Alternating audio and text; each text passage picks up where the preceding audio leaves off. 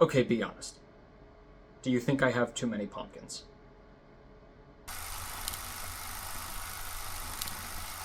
Welcome back to Halloween in the Middle, everybody. Today our Halloween movie is Halloween.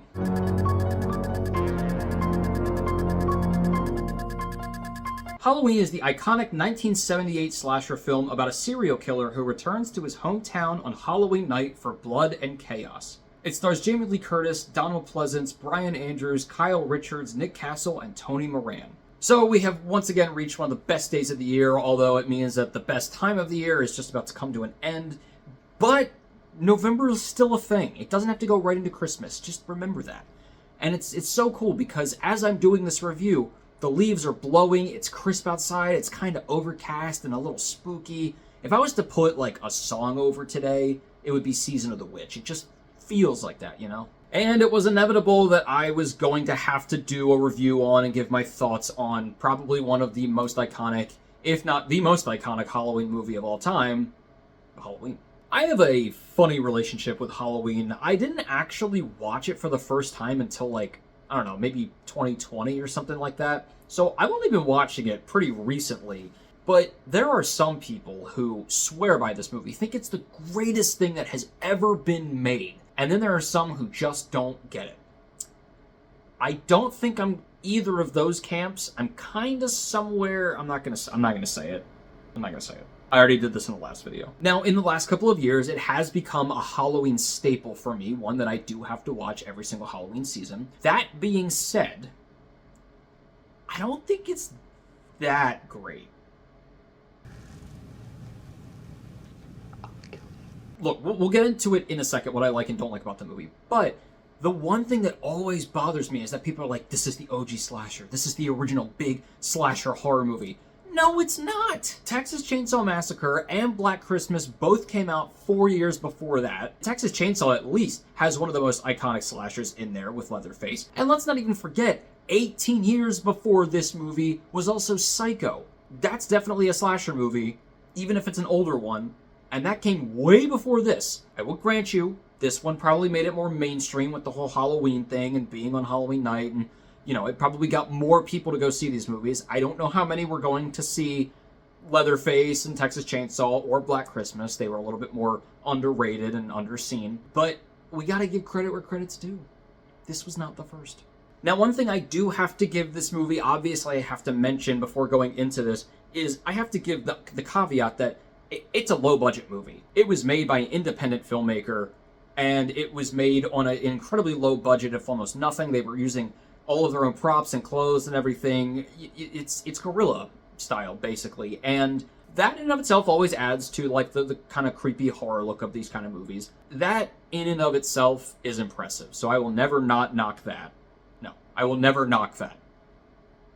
Yeah. So in that vein, starting off with the highs, this is such an iconic movie. And there are only so many that I watch during Halloween where I have to watch it during Halloween, you know, the week of Halloween, because they take place on Halloween night, give you that feeling of like trick-or-treating. The main three are Halloween, Hocus Pocus, and Trick or Treat. Those are the ones that really, they take place on the actual night, and I have to watch them. And the thing with this one that the other two have as well, but even more so in this one, is, I don't know, just that idea of going back to the 70s and 80s and feeling that nostalgic feel of what Halloween used to be, especially before a lot of technology, you know, being more connected, going over people's houses, babysitting, more trick-or-treaters out there, teens doing wild and rebellious things on Halloween. First I rip your clothes off. So don't rip my blouse, it's expensive, idiot. Then you rip my clothes off. Then we rip Lindsay's clothes off. Whoa! God, that does not age well. Why was that even there to begin with? Okay, that's not a high. We're just going to take that, we're going to put it down into the lows. And among many, and I mean many of the things that were iconic about this movie that came out of it, probably the biggest has to be the music.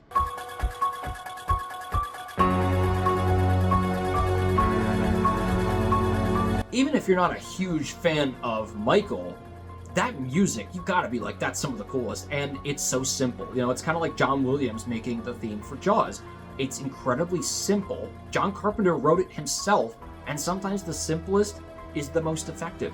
And I'm not talking even just about the regular theme, because that's amazing, and I love that. It just gives this overall sense of eeriness and someone's coming for you and stalking you, just like Michael. But this too. That also is incredibly iconic and recognizable. Even if you've really never seen the movie, you probably have heard that somewhere. Jamie Lee Curtis is pretty good in this movie. I think she gets a lot of praise, mostly because she's an OG, final girl, and she's pretty good. I'm not going to say that she's the best one. There's definitely been better since, but she is an OG, so again, I have to give credit where credit is due, and she's pretty great. She's a good lead. She's one that I do like to go back to time and time again. I'm not annoyed by her. There is the unfortunate but inherent with the 70s stereotype of the final girl kind of running around, and falling over, and it's like, girl, get up. He's going 2 miles an hour. You got this. But she does beat his ass like 3 times.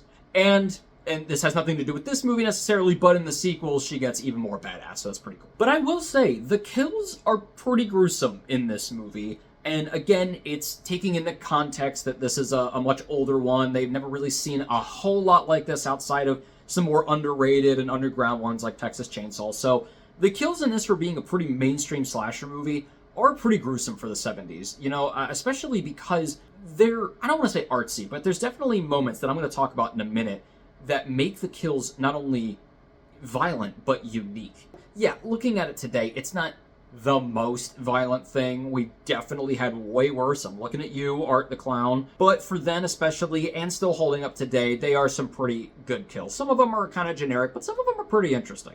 So going into my middles, the first one, probably the biggest one, because you're like, man, why aren't you talking about Michael Myers? He's iconic. Yes, he is. Here's the thing. I like Michael Myers, and I want to say that I really understood more of the iconicness, more of the why people fear Michael Myers and why he's so interesting as his own right from, oddly enough, Halloween Ends.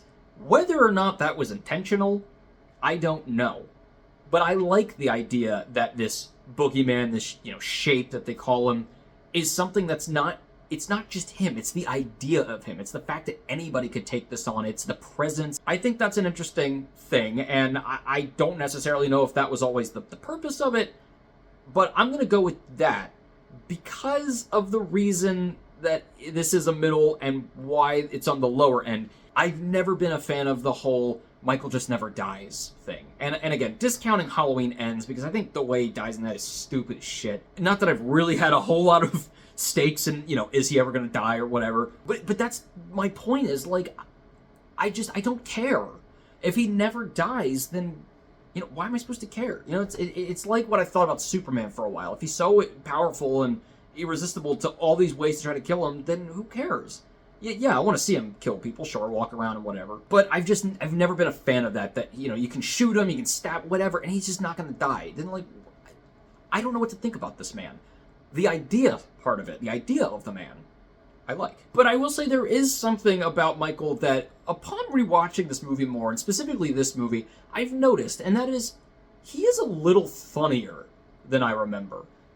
He does some interesting things that are just little moments, but why did he do this? He's a bloodthirsty, demonic boogeyman shape thing, and yet he's making jokes and pranking this one girl by thinking that she's her boyfriend under a sheet with glasses on it. That just looks goofy as hell. Yet it was still scary. But, why did he do that? And then also even just this moment. He stands and looks at his work. It's a little moment, but especially for 50 years ago, that's a pretty kind of creepy thing for a serial killer and slasher to do. Just something about that, I don't know. It's interesting. My other middle is Loomis, because Loomis is an idiot. I do think he's entertaining for that reason. And he's also gone on to, in his own way, inspire a lot of things, specifically with his name. I mean, we have Billy Loomis from Scream, which is clearly a callback to that. But then, I don't know if this was intentional. I have to think it is. But between the Loomis and the Billy Loomis, then in Ned's Declassified, you get the bully's name as Billy Loomer. Is that confirmed? I don't know. So again, he's entertaining in his own right by being an idiot. This moment's pretty funny. Lonnie, Get your ass away from there.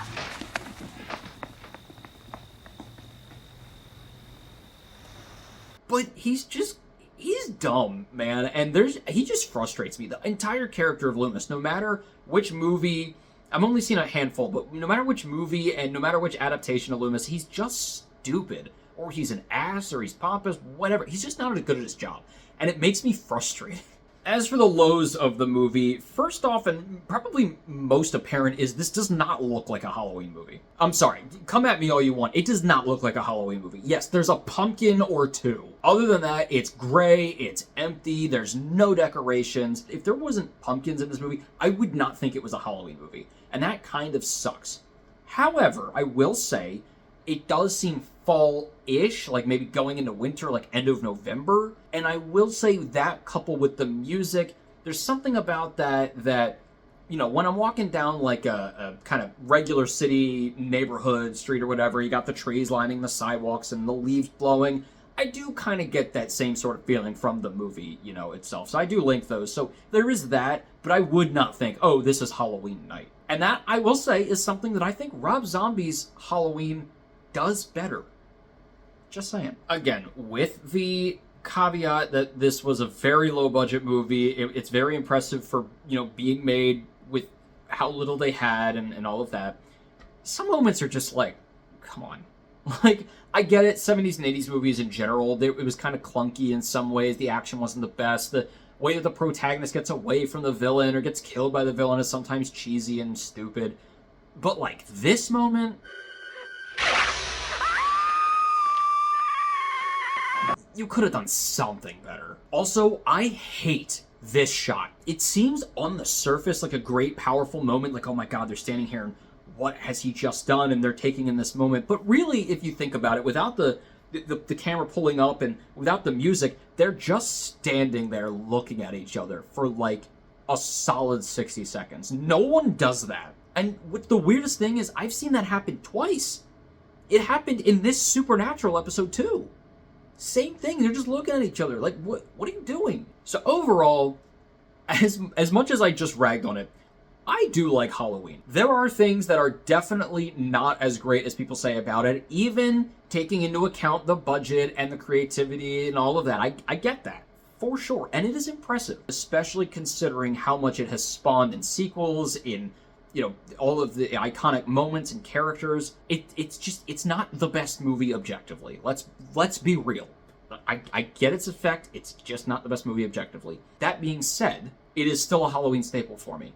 I do have to watch it every year, and I think it's because of a lot of the stuff, like I just mentioned, that around it, that it inspired. The poster, the trailers, the opening titles, that's one of the most, the coolest, most iconic things I've ever seen in a Halloween movie, and I look forward to that like I would look forward to the opening crawl from Star Wars. But I think it's one of those movies that what it does, its lasting impression, all that has to be taken into account, and all that has to count towards it as well. You can't just talk about the movie itself. It's within this season. So I have issues with it, but I'm never not going to watch it during the Halloween season. I'm going to give Halloween 1978 a 3 out of 4. Well, guys, let me know what you think in the comments below about Halloween and all of its sequels and remakes, and I don't know, there's so many paths that they go in, and I've only seen a handful of them. I don't even know all the lore. I hope you have a great and safe Halloween, get a lot of candy, watch out for people who are walking really slowly towards you, and as always, keep your hopes high, your stress low, and Halloween right in the middle. I'll see you guys later.